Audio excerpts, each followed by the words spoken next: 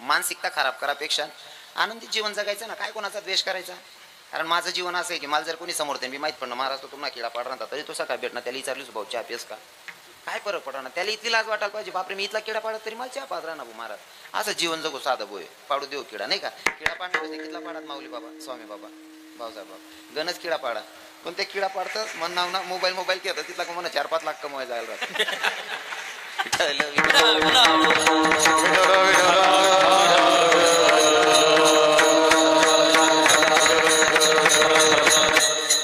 Sound system आले दादा, sound system छान आहे. तुम्ही ऐकणारे श्रोते सुद्धा चांगले आहेत.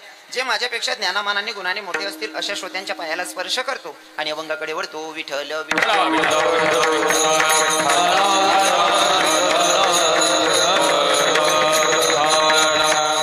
अभंग आहे माऊली ज्ञानोबा यांचा. या अभंगातून माऊली ज्ञानोबा आपलं मनोगत व्यक्त करताय. पण मनोगत व्यक्त करत असताना कोणीतरी समोर असलं पाहिजे. पण गोष्ट अशी आहे माऊली ज्ञानोबा जेव्हा नामचिंतनाला बसले असताना नामचिंतनाला जर माणूस बसत असेल ना तर त्याला एकांत असला पाहिजे. एकांत मध्ये नामचिंतन होतं, लोकांमध्ये नाही. माऊली ज्ञानोबा नामचिंतनासाठी बसला इथं आणि भगवंताचं दर्शन झालं. एकांत मध्ये आहेत बरं, लोकांतात नाही. एकांत मध्ये माऊली ज्ञानोबा बसलेत भगवंताचं नामचिंतनासाठी आणि भगवंताचं दर्शन झालं. दर्शन झाल्याच्या नंतर आता आनंद कोणाकडे व्यक्त करावा. जसं की तुम्ही जर 50 लाखाचा बंगला बांधला, 50 लाखाचा बंगला बांधला, जोपर्यंत जवळचा व्यक्ती पाहत नाही, आपल्या पाठीवर शाबासकीची थाप टाकत नाही, तोपर्यंत आपल्या 50 लाखाच्या बंगल्याला किंमत, बरोबर आहे की नाही. कोणीतरी पाहणार पाहिजे तर बांधलेला खर्च केलेल्या वस्तूला किंमत आहे. ज्ञानोबा सांगतात की भगवंताला बघितलं तर खरी, पण मी नामचिंतनाला एकांतात बसलोय, पण हा आनंद कोणाकडे व्यक्त करावा आणि व्यक्त करण्यासाठी कोणीच नाही. म्हणून माऊली ज्ञानोबा स्वतःच्या बुद्धीशी संवाद साधताय आणि स्वतःच्या बुद्धीला साजणे म्हणलेलं. आणि ज्ञानोबा स्वतःच्या बुद्धीला सांगतात, ए साजने मी रूप पाहता क्षणी सुखी झाले. बुद्धीचा प्रश्न, बुद्धीने क्वेश्चन केला, माऊली तुम्ही रूप पाहता क्षणी सुखी झालात, असं काय बघितलं, काय पाहिलं तुम्ही. माऊली म्हणतात, बाई काय पाहिलं हा प्रश्न विचारते तर ऐक ना. तो विठ्ठल मी बघितला, जो पंढरपुरात बसलाय ना त्या विठ्ठलाला मी बघितलं. बुद्धीचं प्रतिउत्तर येत नाही, रिप्लाय येत नाही. माऊली ज्ञानोबा यांना वाटलं कदाचित बुद्धीला कळलं नसावं, म्हणून माऊली ज्ञानोबा अजून परिचय देतात. हा विटेवरचा मालक समजला नसेल तर ऐक ना, तो माधव जो वृंदावनामध्ये गोपिकांसोबत रास क्रीडा खेळतोय का, त्या माधवाला मी बघितलं. बुद्धी सांगते ठीक आहे तुम्ही बघितलं इथपर्यंत मला मान्य आहे, पण माऊली मला एक सांगा ना, जपी तपी संन्याशी साधूंचं पूर्ण आयुष्य खर्च झालं, त्यांना भगवंत भेटला नाही आणि तुम्ही बसल्या जागी तुम्हाला भगवंत दिसला. एवढं सोपं आहे का भगवंताचं दर्शन घेणं, एवढं सोपं आहे का. माऊली सांगतात, अगं बाई आता बसलो हे तुला दिसतंय, पण मी आता बसलो लगेच भगवंताची प्राप्ती झाली असं नाही. जन्मोजन्मी त्याच्या सोबत आहे म्हणून या जन्मी बसल्या जागी तो मला भेटला. आणि ते जे ठिकाण भूतलावरच्या सगळ्या सुखांपेक्षा जिथं सुख भेटतं ते सुख म्हणजे माझा भगवंत, आणि त्याचं मी दर्शन घेतलं असं माऊली ज्ञानोबा सांगतात. साध्या सोप्या भाषेमध्ये मी अभंग सोडवलेला आहे, तुमले समजी बी होईल म्हणून म्हणणं काय असं. साध्या सोप्या भाषेत अभंग सोडलेला. करू का विठ्ठल मग अजून ते नुसतं फोन पे टाकेल वसूल नाही बहिण जाऊन. बरं ठीक आहे ना. विठ्ठल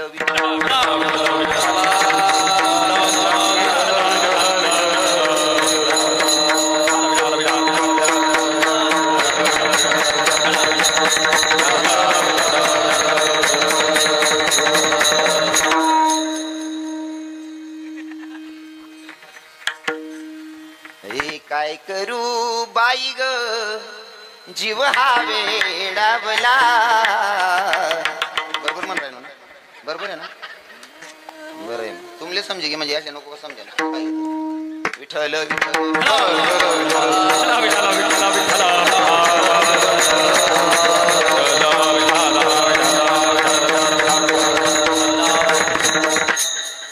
रूप पाहता क्षणी सुखी झालो. माऊली ज्ञानोबा सांगतात, रूप पाहता क्षणी माऊली ज्ञानोबा सुखी झाले, पण रूप दिसल्याच्या नंतर ओळखू पण आलं पाहिजे.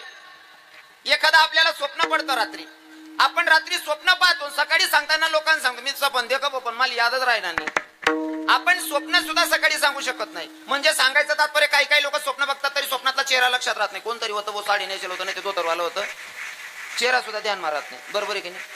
पण माऊली ज्ञानोबारायांनी रूप पाहता क्षणी सुखी व्हावं, त्या रूपाची पण ताकद आहे महाराज. ते रूपही तसं आहे नाही का? नाहीतर आता सध्या आपण कसल्याही रूपाला महत्व देतो. तिथं भगवंताचं रूप बघितलं, मला सांगायला आवडेल विठ्ठल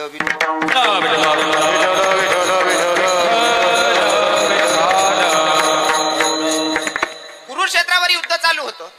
कुरुक्षेत्रावर युद्ध चालू, या चालू युद्धामध्ये अभिमन्यू मरण पावला. आता प्रसंग असा आहे,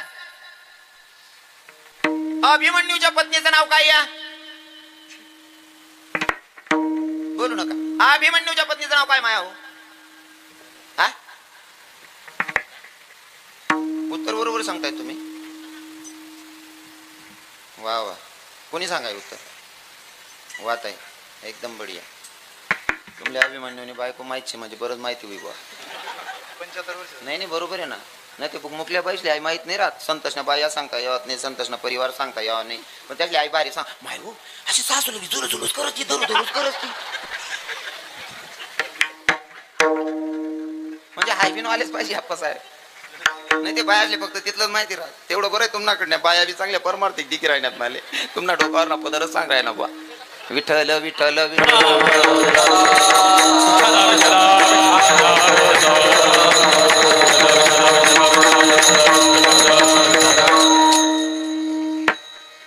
अभिमन्यू मरण पावले. उत्तरेला दिवस होते. आता तिकडनं कौरवांकडनं सुटलेलं होतं ब्रह्मास्त्र. कृष्ण भगवंताने सांगितलं पांडवातल्या सगळ्या परिवाराला, ज्यांना ज्यांना या अस्त्रातून वाचायचं असेल, या संकटातून निघायचं असेल, तर पर्याय एकच आहे, या अस्त्राला या शस्त्राला नतमस्तक व्हायचं, याच्याशिवाय पर्याय नाही. जो नतमस्तक होईल तोच वाचेल. सगळ्यांनी हात जोडले, माना खाली टाकले, नतमस्तक झाले. पण उत्तरेला दिवस गेलेले. उत्तरेच्या गर्भात बाळ होतं. आता या बाळाला काय करणार आहे? हात जोडणं, नतमस्तक होणं काय असतंय? उत्तरेच्या लक्षात आलं, प्रत्येकाचे हात जोडलेले आहेत, नतमस्तक सगळेच झालेले आहेत, पण माझ्या पोटातल्या बाळाला काय करणार आहे? नतमस्तक होणं काय असतंय? मग कृष्ण भगवंताला सांगितलं, देवा ऐका ना, आम्हाला सांगितल्याच्या नंतर प्रत्येकाचे हात जोडलेले आहेत, प्रत्येकाची मान खाली आहे, त्या शस्त्राला आम्ही नतमस्तक झालोय, पण माझ्या गर्भात जे बाळ आहे त्याला काय करणार आहे? नतमस्तक होणं काय असतंय? मग काहीतरी करा, नाहीतर ते अस्त्र येऊन माझ्या बाळावर घालेल. त्याच्यापेक्षा नुसतं माझं बाळ जाईल असं नाही, यात तुझी पण बदनामी आहे देवा. कारण पांडवांच्या बाजूला तू असताना जर का पांडवांचा हा शेवटचा वंश आहे, हा जरी वाचला नाही तर आमची जाईल, पण आमच्यापेक्षा तुझी जास्तची जाणार आहे, कारण तू आमच्या बाजूने. देवानं विचार केला तर करावं तर काय करावं? म्हणले बाई तुझं गर्भाचं मी रक्षण करेल, पण मला तुझं मातृत्व पाहिजे. दिलं म्हणले देवा. अगोदर तर सुरुवातीला सांगितलं तुझ्याकडनं काहीतरी मागावं वाटतंय. म्हणले माग लवकर. अरे काय मागणार आहे? मागणं देवा. म्हणले तू देशील ना? अरे लवकर माग, काय मागायचंय तुला? काय सोनं नाणं लागत असलं तर देते, माग. देव म्हणे सोनं नाणं कितलं होईल तुला? पण त्याच्याचकडे एवढं सोनं, तो मित्राला दान करताना जर सोन्याची नगरी दान करत असेल तर त्याच्याकडे सोनं नाणं कमी असेल का हो? हा, कमी असेल का? पण तरी एक बी ठिकाणी असं दकाडाने देवनं जाऊ द्या. जल राक्षस म्हणतो सो, रावणने सुद्धा सोनाने लंका होती तरी त्याने आपली काही देखाडाने, बरोबर आहे की नाही? आणि सांगा तात्पर्य टिकणी बी नाही बुवा त्याने. सोनाली लंका होती, त्यानं टिकणं नाही. बाबा स्वामी आपला पण काहीच राहत नाही, पण आपण आवराव तसंच नाही आप्पा साहेब. उजी होई ना तर आपला पण राग नका तर तर म्हणा बोलेल ना. आज न कीर्तन नाटे सोडली जे चुकीनं राहिलं ते अजिबात गरले जाऊन नाही. कारण काय रास माहिती का? कीर्तनकार म्हणजे रेडीमेड कपडा दुकान रास. कीर्तनकार म्हणजे रेडीमेड कपडा दुकान रास. एकनासाठी कपडा शियल राहत नाही. ज्यांना मापमा बसणं त्यानं गाली निघ जाणं, वायबा डोकं काय खावा नाही भाऊ, बरोबर आहे की नाही? मला माहितच नाही तुम्हाला गाव ना इतिहास काय शे. काही लोकांना लई हो लईच गर्व राहतो. रावण नाही इथलं होतं, त्यानं टिकणं नाही, आणि आपला पण कितलं रास. उजीव आहे की ते दोन बांड्या पुढे पहिले राहतस, मागणीनं गाडं राहत, चाकी दुसरा ना राहतस, बाकीच ना ते आडा मुडेल रास. दोन शेंबड्या पोळे आणि एक चिपटी बायको, यांवर काहीच राहत नाही, पण आपण आवराव तसंच नाही. इतकं सगळं असल्यावर तो काय मागणारा आणि गरज काय मागायची? पण म्हणले बाई मला तुझं मातृत्व दे, कारण मला तुझ्या गर्भात प्रवेश करायचा आहे. माझ्या भगवंतानं गर्भात प्रवेश केला आणि गर्भाचं रक्षण केलं. आता तोच पोरगा जन्माला आला, उत्तरेच्या पोटी पोरगा जन्माला आला. त्याचं नाव काय होतं? बोलू नका महाराज मंडळी. महिला माता तुम्ही उत्तर द्या बर. काय नाव होतं तुम्ही? हा काय थोडंफार चुकाय ना बरोबर शेते. वा वा बेकार हुशार लोक येत नाव. आता काय नाही बी सप्ता करत तरी चालावे ना बाबा. बाळ जन्माला आलं. आता पोरगा जन्माला आल्याच्या नंतर ते रडत आणि विरुद्ध विचार केला जर रडत नसेल तर हसलं तरी पाहिजे ना. पण ते बाळ हसतही नाही आणि रडतही नाही. सगळे टेन्शन मध्ये चिंता करत होते जन्माला येणारा पोरगा रडला पाहिजे. पण यो पोरगा रडतही नाही आणि उलटी क्रिया करायचं म्हणल्यावर हसतही नाहीये. त्याच्या विरोधात करायचं म्हणलं तर रडतही नाही हसतही नाही. नेमकं काय झालंय बाळाला? आणि नेमकं कुंती मातेनं सांगितलं का नाही याला की पांडवांचा वंश जन्माला आलेला आणि भगवंत आले. भगवंत आल्याच्या नंतर भगवंताच्या समोर धरलं वाढ आणि ते वाढ हसायला लागलं. काय कारण होतं बरं माय? हो काय कारण होतं? अगोदर सगळ्यांच्या चेहऱ्याकडे ते टकटक बघत होतं पण हसतही नाही आणि रडतही नव्हतं. आणि भगवंताला बघितल्या बरोबर पोरगा हसायला लागलं. काय कारण होतं? सगळे चेहरे बघितले पण बाळ विचार करत होतं जो चेहरा मी माझ्या मायच्या उदरात बघितला तो चेहरा नाही अजून मला दिसत. सगळे चेहरे दिसतात बट्टाच ना तोंड येते किराणात म्हणे. पण या ते बड्या तपकीरवाल्या बहिणी शेत म्हणे. या बाकीना ते विमलवाला भाऊ शेत म्हणे. मी जे तोंड दाखवतं साफसुथरं तेच नाही ती किरायना म्हणे मला. आणि जेव्हा भगवंताचं दर्शन झालं दर्शन भगवंताचा झाल्याच्या नंतर तो आनंद काय होता त्या जन्माला आलेल्या लेकराला कळत होता महाराज. इथं तर माऊली ज्ञानोबराय बघतायत तर काय आनंद असेल. विठ्ठल